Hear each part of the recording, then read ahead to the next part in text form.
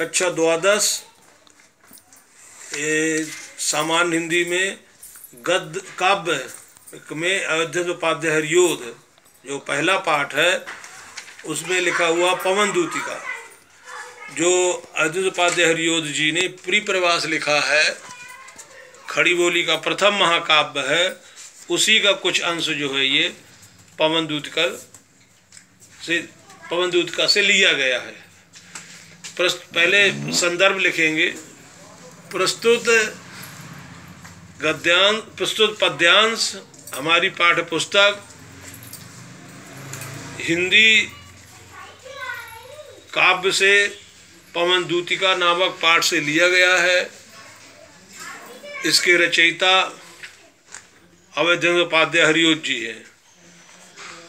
व्याख्या। बैठी खिन्ना एक दिवस वे गेह में थी अकेली, आके आंसू द्रगयोल में थे धरा को भिगोते।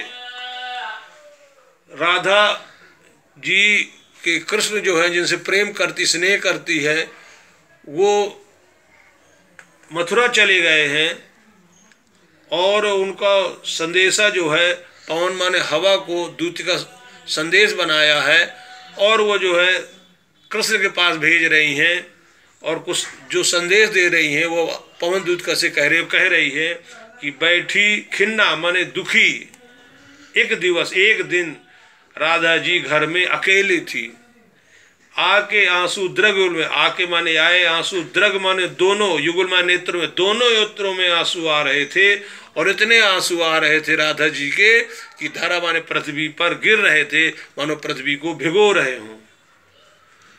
आई धीरे इस सदन में पुष्प सदगंध को ले, प्रातः वाली सुपवन सी काल वातायन से। कहता आई धीरे माने धीरे से, सदन माने घर में, पुष्प माने फूलों की, सदगंध माने सुगंधित, उसके घर में सुगंधित पुष्पों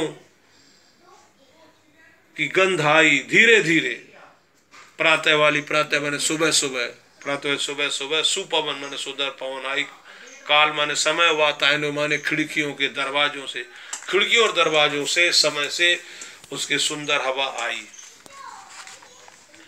संतापों को विपुल बढ़ाता देख के दुखिता हो, धीरे बोली सदुख उसे श्रीमती राधिका। जब हवा आई राधा जी के घर में तो उसकी हवा से जो है राधा जी के संताप माने कष्ट दुख पीड़ा कृष्ण नहीं थे, इसलिए विपुल माने अत्यधिक बढ़ते हुए देख करके दुखता माने श्री राधा जी और दुखी हो रही थी। धीरे से बोली राधा जी ने, पवन दूतिका पवन से बोली, धीरे धीरे बोली, उससे श्रीमती राधिका जी ने बोली, प्यारी प्रातः पवन इतना क्यों मुझे है सताती, क्या तू भी कलुषित हुई काल की क्रूरता से। हे प्यारी हे सुंदर, प्रातः माने सुबह सुबह, पवन माने हवा चलने वाली, तुम मुझे से क्यों सता रही है, मुझे क्यों परेशान कर रही हो, मुझको क्यों जीवन में दिक्कत पैदा कर रहे हो, क्यों कृष्ण नहीं है इसलिए, क्यों भी तू कलुषित हुई काल, क्यों क्या तुम भी कलुषित माने पाप सहित हो गई, पाप तुम में भी हो गया, काल माने समय की क्रूरता से, मेरे जीवन में ऐसा समय आ गया, कृष्ण नहीं है तो समय रूपी क्रूरता में तुम भी पाप हो गई और तुम भी मुझे परेशान कर रही है, मुझको दिक्कत कर रही हो।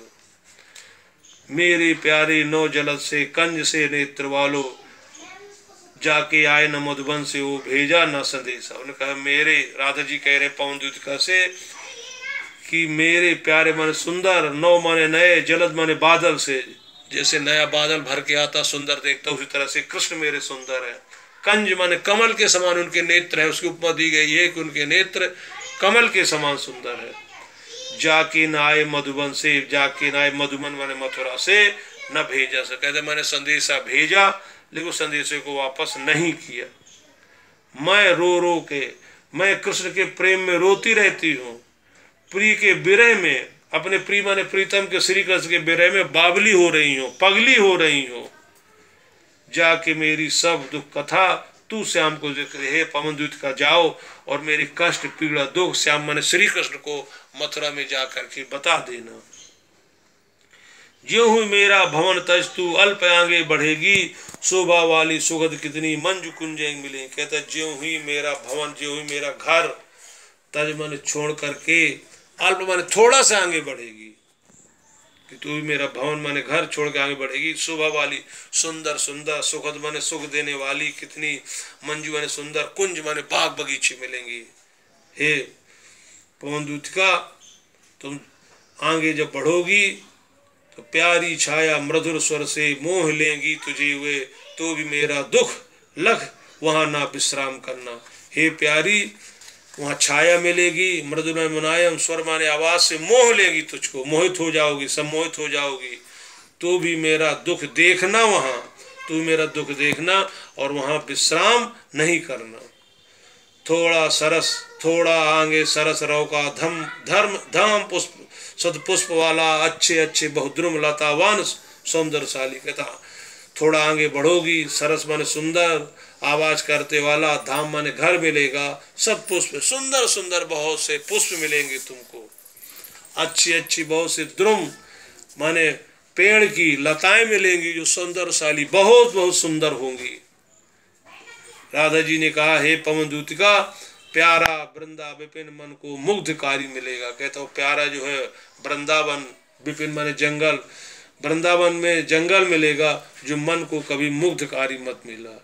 आना जाना इस विपिन से मोहित न कहता, आना जाना इस विपिन माने जंगल में, इस प्यारे से जंगल में जाना, लेकिन मोहित नहीं होना, अर्थात मोहित होकर वहाँ रुक मत जाना। जाते जाते अगर पथ में क्लांत कोई दिखाए, जाते अगर पथ में रास्ते में क्लांत माने दुखी कोई व्यक्ति भी जाए, तो जाके सन्न कट उसकी क्लांतियों में, तो जाना सन्न कट उसकी क्लांतियों में, दुख कष्ट पीड़ा को निपाना। धीरे धीरे परस करके गात उत्ताप होना। कहते धीरे धीरे परस माने छूना, गात माने शरीर को, उसके शरीर को छूना, उसे महिला के जो उत्ताप खोना, उसकी गर्मी को दूर कर देना, दुखी को दूर कर देना, सदगंधों से श्रमित जन को हर्षित हो सके। कहता सदगंध होंगे, सुंदर सदगंध होंगे, श्रमित माने परिश्रम, जन लोगों को हर्षित करना, प्रसन्नित करना, सुखी करना। लज्जाशीला पथिक महिला जो कहीं दृष्टि है। कहता कोई लज्जाशीला पथिक रास्ते में कोई महिला दिखाई दे तो उसको देखना, होने देना विकृत वसना तू न। कहता उनके विकृत वसना, वसना माने वस्त्र जो है विकृत नहीं होने देना। उस सुंदरी के ऐसा न तेज हवा चले और तुम उसके वस्त्र इधर उधर कर दो, ऐसा मत करना। जो थोड़ी सी श्रमित हो, थोड़ी श्रमित माने परिश्रम कर रही होगी, परिश्रम करने से थक गई होगी, तो हे पवनदूतिका तुम उसको गोद में लेना और श्रांति, उसकी दुख कष्ट पीड़ा को मिटा देना। ओंठों की वो कमल मुख किली मलानता बेटा। कहता ओंठों से उस कमल रूपी मुख जो उसके ओंठ होंगे, जो सुंदर उपदी उसके मुख कमल के समान होगी, उनकी मलानताओं को, कष्ट को, पीड़ा को तो मिटा देना।